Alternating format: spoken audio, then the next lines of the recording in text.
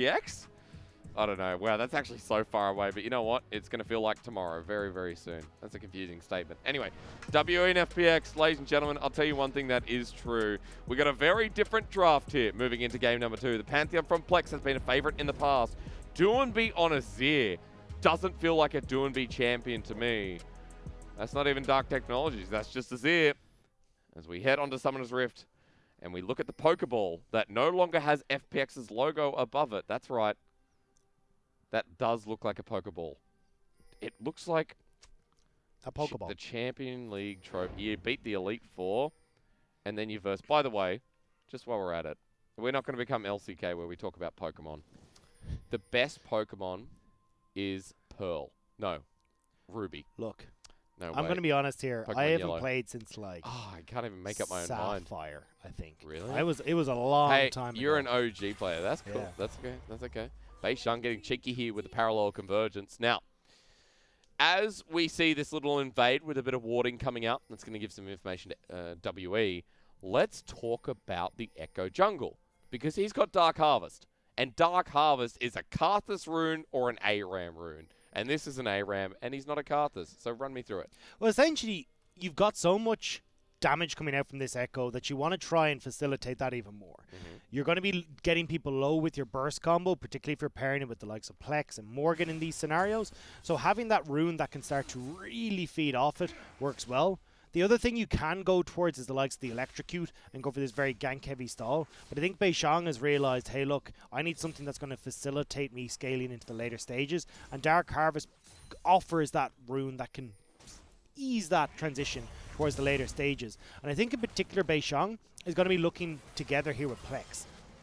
Doinby does have the cleanse, but this Azir is not very good at pushing against the likes of Pantheon because you've got to play so respectfully. Yeah. If Plex can get the advantage with the help of Beishang, well, level 6 is on the cards then for this Pantheon and can really start to influence the rest of the map. Just back to Beishang, though, we're seeing some really safe runes. Inspiration second, nothing like the precision where you can get yourself Presence of Mind for the extra mana, or even get like Coup de Grace, which, you know, as an Echo who's auto-attacking is still pretty good. For Beishang, he opts in for the safer secondary. And to me, it's very fascinating. Gimgoon making Poppy look like Ornn, an assassin. Tien looking for an invade, though. Look at this. Aggressive. Over a ward. W will spot him. And Beishang ready to take him on. So Plex realized, hey, look, if Beishang is going for this full clear, Tien is going to be first on the map. Moving across, he's got the wave clear. So I'm going to let Doinby push me in, which meant that in theory, Plex should be able to hover across here to help out Beishang. But because he's playing the map state more, he's not able to. Just watching Gimgoon trade. This should be boring, but it's really not. Like, Gimgoon is smacking Morgan against a wall. And the Just last Poppy time, things. yeah, look, the last time we've seen Poppy, was it Doinby? No. Fun fact, by the way. It was actually LNG because they swapped it to jungle, where they baited it for Flandre in the top. And hey, we said the playstyle changed. FPX want to dive the top lane here. Morgan's in a lot of trouble, and he's weak. In comes Gimgoon. In comes Tien. In comes Doinby. And first blood to Poppy top. And he lives. They also gifted that kill over to Gimgoon, which was really bizarre to me. I thought Doinby was going to go in for one more whack, but instead, Poppy gets the kill, and they're trying to make sure that Gimgoon can have this great game on the solo lane and not have to worry about Morgan for quite a while. And there's no trade here from Beishang. One scuttle for one scuttle.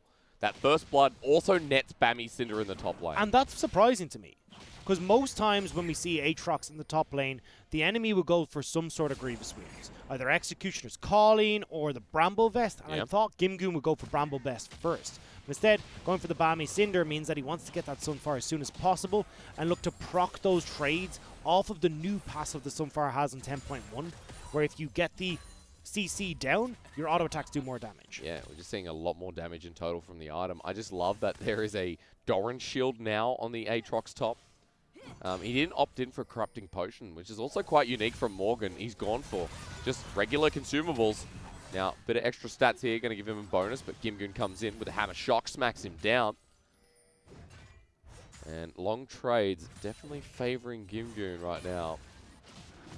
So Beishang at the moment is being relatively quiet in the jungle. That he is. Wants to hit that level 6, so then if Tien does show up, he's still got that OR button to escape. It's giving TN a lot more pressure on the map, which is how we saw Doinby moving. And now as well, will give them pressure around this bottom side for the Dragon that is just up. FPX would love, again, to start picking up 1 or 2 if they're allowed, just to stop WE snowballing this aggressive early game composition and getting to Dragon Soul as quickly as possible. And a Cloud Dragon on Lee Sin as well this early on. That 10% ultimate CDR just feels really, really good on Dragon's Rage. But you can see Bei Shang was opting instead towards mid lane, but this is a great stopping it back. Jomung actually eased forward. What the heck? LWX and Chris get a freebie there, and now they're just attacking missing, but damage done. Ezreal, wrong way. This is where I wish I had Pro View, because I nearly feel like he accidentally hit the mini-map or something to arcane shift forward. Oh, no. But unfortunately, does cost him so much. Doesn't even bother burning the flash in that scenario. Knows he's going down. He's dead. He was simply backing for the tier, but the bullet, the make it rain, from LWX to stop the back. Well coordinated. And a solo kill in the 2v2. I guess a duo kill, we'll call it. Puts FPX with this top lane about 1,000 ahead and control of this dragon you were mentioning before. They already had it. Now they just get to double down on it. Bei Shang might be looking to try and go for the steal because can go over the wall and then use the E to get himself back out. He's trying to be a giant here. Oh, Bei Shang. I love this skin so much. When it came out in China, I just spent all my RP. Echo main, by the way. I'm still trying to get to level 30, to be honest. Well, lucky we had the tutorial system over here. Makes it easier. But the pressure of a Pantheon who did teleport in will actually take this one back. So, again, when we talked about these compositions coming into it from the draft, we said, okay, FPX are just going to scale again. We're just going to get to a point where they're unbeatable. But in the meantime, Pantheon mid, the Echo in jungle. And we see the effect of it on the first Dragon. It's also LWX and Chris but backed away, so not wanting to stick around because you got Ezreal coming back, so they wanted to get that recall off, use the gold they got from the kill, and try and punish this lane as quickly as possible before Jomong is able to get control back. Okay, Tien, after resetting, goes to the top side. He picked up double longsword there, by the way, in comparison to Bei Shang, who now has Stalker's Blade with the Fiendish Codex on top, so no Runic Echoes yet for this jungler. But notice, folks, we've got 2.5 minutes until we see the Rift Herald in the top side. Scuttle is available. It's going to be about timing here to align it with the objective spawning up there. Gimgoon's had control of this lane for a little bit, but Morgan's caught back in some CS at this point. And Dagda, slowest game even with 2 kills. This is pretty feels good. Not for the audience, but for me. I'm going to say for FPX as well. We already said it. Different style, different pace from FPX. Trying this Azir in the mid lane now for Doinby. Not this mid-game carry to help LWX and Crisp in the bottom lane. Instead, Doinby's going to be the one bearing that mantle. Gimgoon has himself the steadfast presence. That trade could have gotten pretty ugly. Flash available for Morgan and the ultimate, but WE exerting their early game pressure here in the top side. Tien just backing away. They're happy to give it. They're happy to give it away. It'll be about where WE use it here in this game too. I like that WE are picking up these early objectives. Yep. Now I want to see them utilize it with Plex. You have an Ezreal that really wants some help on the bottom side of the map. You could also have pressure exerted up towards the top lane onto Morgan. Well, thank you very much. Skyfall is just going to hit away. Oh, no. That's okay. There's no one really there to follow up. Yeah. So Plex would have just power into the bottom lane duo if he went any further. It was more I was hoping that he'd use this to help out somewhere. So if you can have Plex shove in the wave, then transition that towards... I really would love to see a top side where they help out Morgan and start this regular game plan we have from WE. But with them moving around, Jomong into the mid, alongside Missing, that becomes a little bit more difficult for Bei Shang to find an entrance. Although, to be fair, a lot of people just say, look, they're opting into this 1-3-1, which is also a style the comp can go for. I love that members of FPX Doomby here because they're trying to stop the backs. Just goes back to farming in the end as well. LWX does it again, but he's probably not going to turn onto Plex. But Tien, what are you doing? Are we killing him? They're going to try. They're waiting for this minion wave to Congo line past. Crisp not level 6 here with the depth charge to take note of. Bottom lane from WE is rotating down. Of course, I mean Missing there. Bei Shang somewhere nearby as well. Dive time. Okay. Oh, the W was just used by Echo on the camp as well. So if they go for this play, wouldn't have been able to stop it. But enough of a vision with missing to realize, hey, look, FPX, we don't want to go for this play. Okay, good spot there. Beisheng does have the Runic Echoes as well, but this is still pretty dangerous. Parallel convergence onto the aggression of Tien. Tien a level behind in this jungle, by the way, as we start calling this one an LCK game with how many kills going across. Level discrepancy for LWX. I knew we should have talked about Pokemon. I knew we should have done it. I did, though. I started this with Pokemon. What do you expect? Gimgoon really starting to hurt in this lane, but I mean, that's Poppy against an Aatrox who rushed the Ninja Tabby. Here we go. Rift Herald bottom side. Beisheng's here as well. 3 members strong. Pantheon does not have ulti, but FPX are nowhere nearby, so this is gold over to Ezreal, over to Beisheng. But will it be the turret? It won't be the turret. I imagine that with so many members down here, don't forget the Bulwark increases with members that are around that turret. So with the 2 plates still standing, they're going to be incredibly tanky. And with MF making her way down to the bottom side, LWX can pick up the creeps that are there. And Tien, top side here, is going to find Morgan. World Ender and Flash, again, still there. He hasn't used it in the one-on-one against Gimgoon. Means that now he has an opportunity to. Chunks out Tien, and we'll just trade wards. So definitely LCK, which means I get time to talk about things. And you know what? You know what my page says? What does it say? It says it's time to talk about WE. Because we talk a lot about FPX, and you know, people don't. People sometimes say we're biased, but we're really not. We just got a lot to say on FPX. And I'll balance that with WE. Let's talk a little bit about Beisheng. I mean, the Echo is kind of a bit of a pog. We haven't seen our first fight with it yet. We haven't really seen him do anything with it yet, but he does have a CS lead. And for Beisheng, people remember him from last year's WE 2019 spring debut when, for WE, they lost some of their core junglers. Oh, come on. I knew Talking Story would just do this, wouldn't it? Are you joking? Beisheng has himself the ult. He has to chrono break immediately backwards. Now he's out of the fight with WE. Looking to go forward, though. Plex has joined. Morgan's teleported down. And the Poppy is here, too. It's on top of Dragon, and Gimgoon's running in. LWX is off to the side here, but you got to be careful. Morgan can't go for this misfortune. Beisheng still behind the Dragon, looking to steal, but it's resetting. Tien gets knocked up by Morgan, but the World Ender is cycling out here. Here comes Pantheon on top, into the Starfall. FPX have been jumped on Tien, flashes away by Gimgoon, takes care of business. In the backside, they win that fight. The bullet time used, Beisheng gets the Dragon at least, but Gimgoon's not done. Onto Jelmong, the dredge line connects, and the hitbox goes for years to kill Jelmong. The confidence from LWX in that fight. I would not have had that to be, or had the confidence to go for the play he went for. Sitting in the back line, Aatrox to his left-hand side, and he decides, now is when I use the bullet time. But it worked perfectly.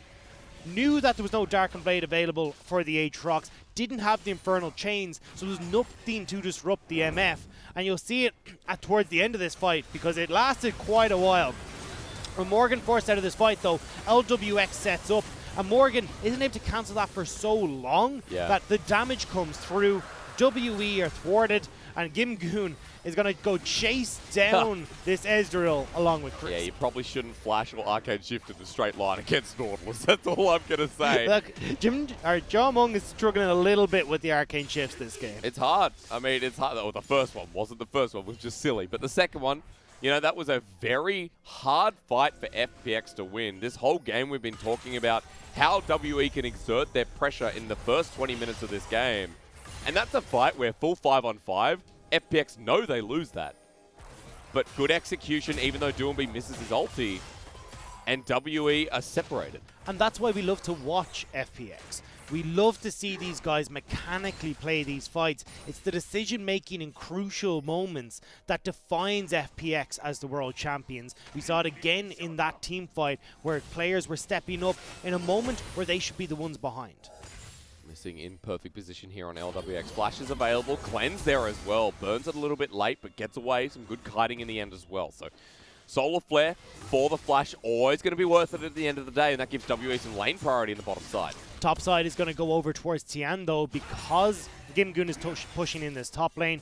We'll be able to collect that Rift Herald and give themselves a nice little bit of an advantage, because just MF things with pushing the bullet time out in the bottom lane. I think one of the lowest cooldowns on ultimates does go to bullet time.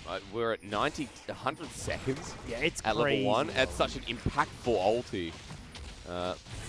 And at this point in the game, 2.5k damage if you sit in all of it, so significant. TN does pick up another significant objective, though. That's the Rift Herald going over to FPX, and he's down 30 CS. But he has the ability here to push Doomby in a really good position. We said already, though, Tien doesn't, so hang on. Oh, hang on. Emperor's Divide is available, though. Shoves them both back. Beishang has himself the parallel convergence on top of the Chrono Break. But Doomby and Tien want to chase. But it's just the least in at this point as Beishang Sonic Wave. Tien, he's feeling it.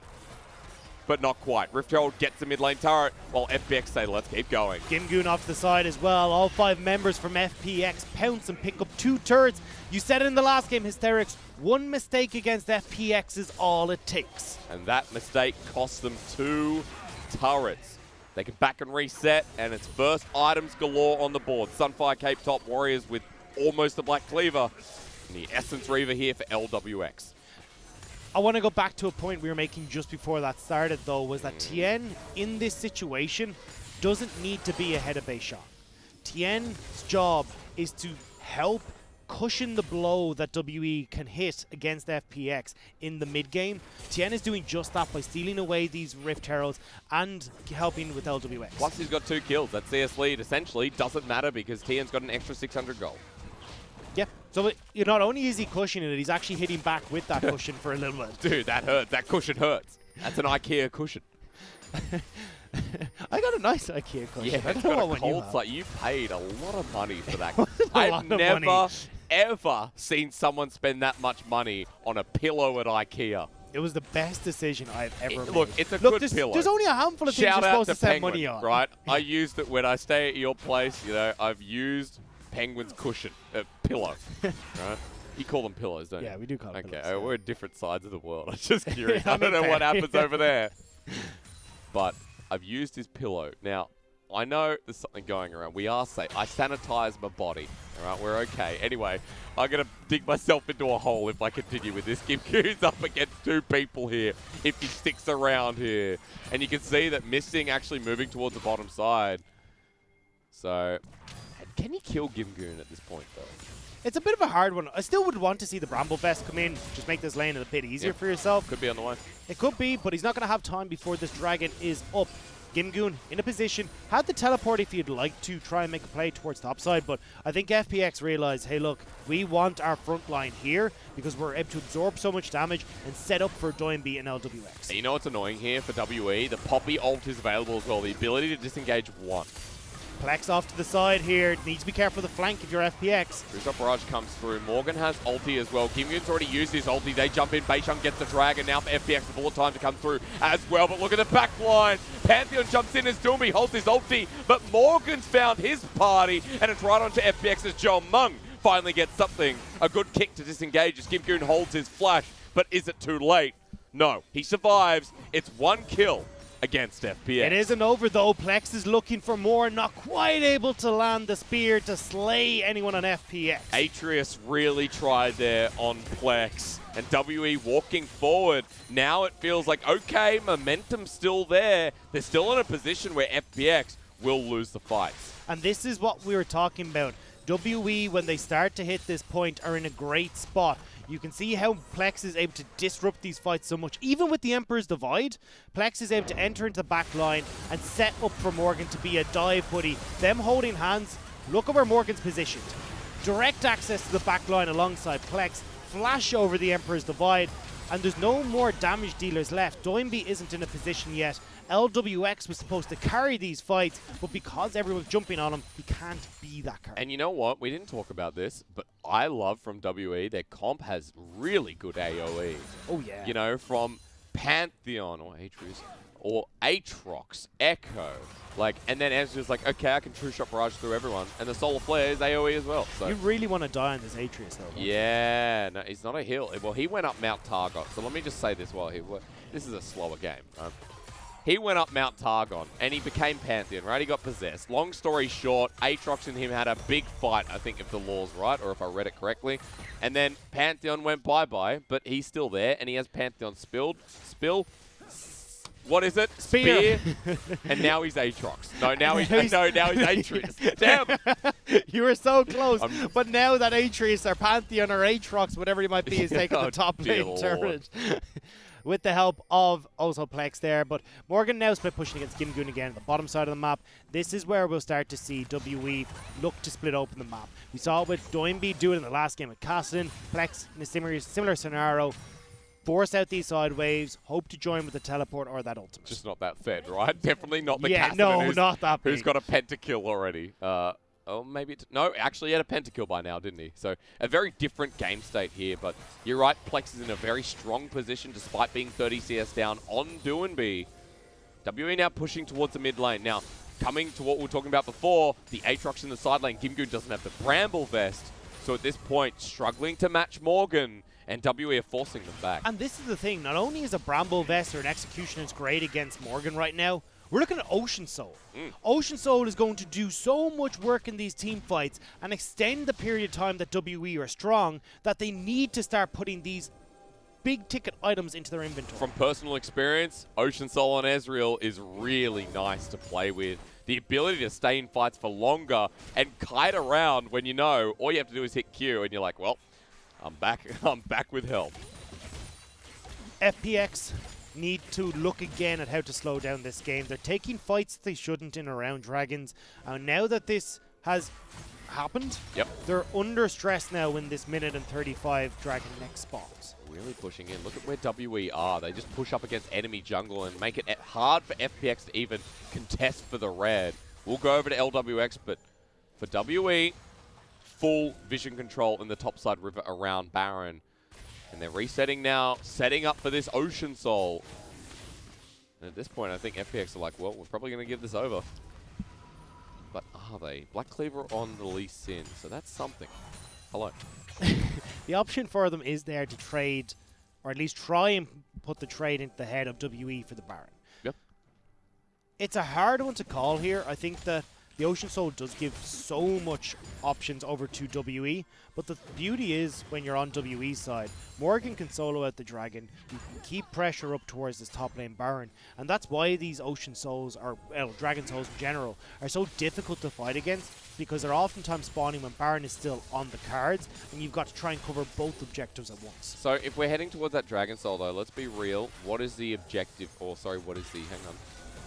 What is the ultimate that changes everything? I think it's Tien maybe with the kick, because he's just kicked someone into the enemy team, missing against the wall, but he's got the stone plate, he's so damn tanky. FPX put everything into him and kill him, but WE can't get into position. For FPX, the kick from Tien puts light on this Ocean Soul. I thought they might have been able to take that fight, but Morgan was so far down in that river, couldn't get up to the fight in time, nobody able to touch LWX or Doinby, and now, unless Beishan can make the steal, FPX will have this 2-level advantage for the Echo. Gimgoon has the ulti though. When does he use it? Onto Beishan. He doesn't send him away. The Chrono Break comes through instead. Onto the Dragon, they deny the soul, but here comes Pantheon over 4. Plex dodges away and blocks the damage from LWX, but they're free firing into him. From front to back they go. Gimgoon is unkillable, and LWX has confidence in his strut. 1 kill over to Plex. Denial of the Ocean Soul. The game goes for longer. How could you not have confidence in your strut when FPX managed to pick off Plex at the start of that fight? WE overextend to try and get Morgan's Darkened Blade to steal the Dragon, I think they were going for, but everyone was so separated. Jomong couldn't come over the wall because there was Doinby in the pit. He couldn't arcane shift to get in a better position in case he had the likes of Gimgoon or Tien jump on him. And we're going to see this here. So Morgan goes in for the steal, I think, with the Darkened Blade. Not the best of calls, but what's Jomong? Not able to get into these fights because he's afraid of Tien getting onto him here. Doinby's still in the pit, and it means that they're able to isolate onto Plex when he ults in, and nothing left in the tank for WE. And now the timers of what WE are looking at. Okay, Ocean Soul's delayed by another 4 minutes. Baron's up there on a composition that has an Azir with a Zhonya's Hourglass and a Blasting Wand. And the Misfortune almost has the IE. So FPX starting to hit some of these big spikes that will match WE. And all FPX have to do is not touch the Baron.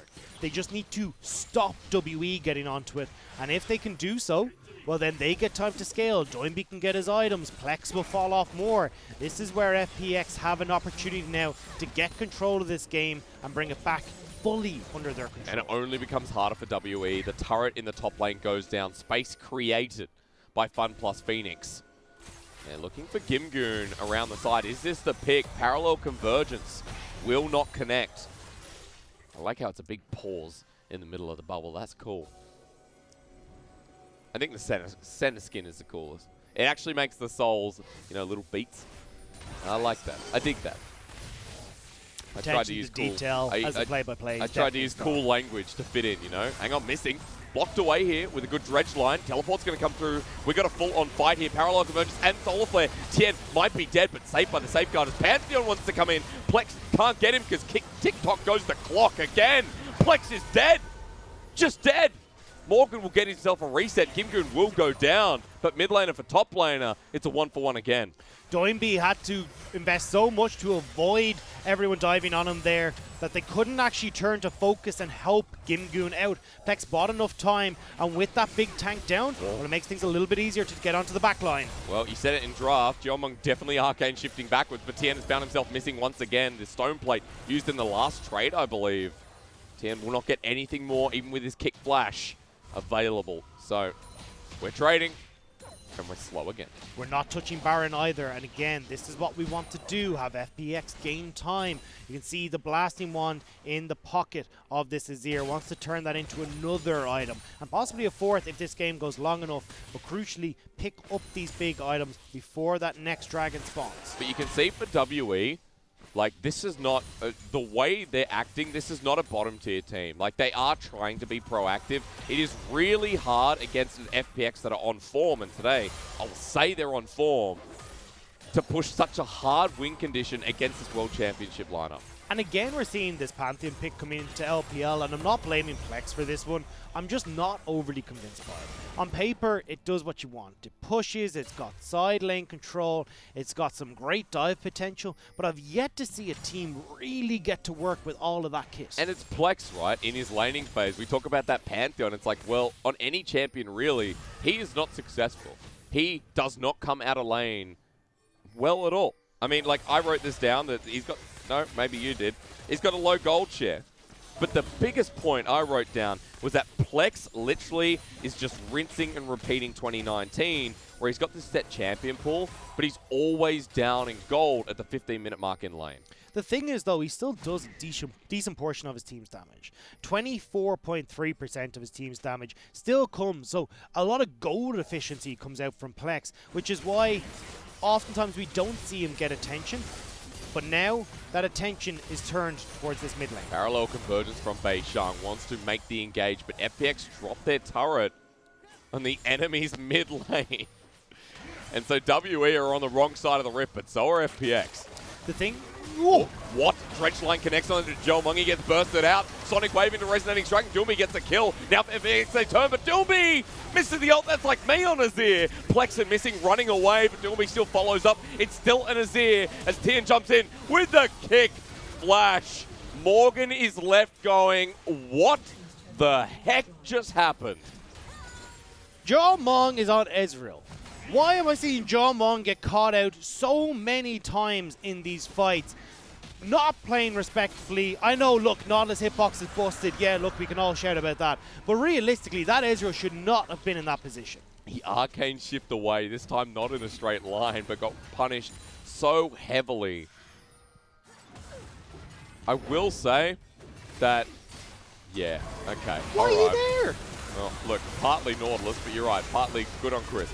Either way, Jeomong arcane shifted into that bush, which meant he was already pretty much face-to-face with LWX, and that's just a go button for FPX. Not even, this isn't a gold lead, this isn't anything else, this is just FPX realizing, hey look, we've got a massive opportunity, and a great hook from Crisp. So hard for WE again, I'm quite sympathetic, because against FPX like this, you say, okay, this is really hard to win, and FPX from the get-go have denied Team WE. Tien looking like he's back in form here over the series.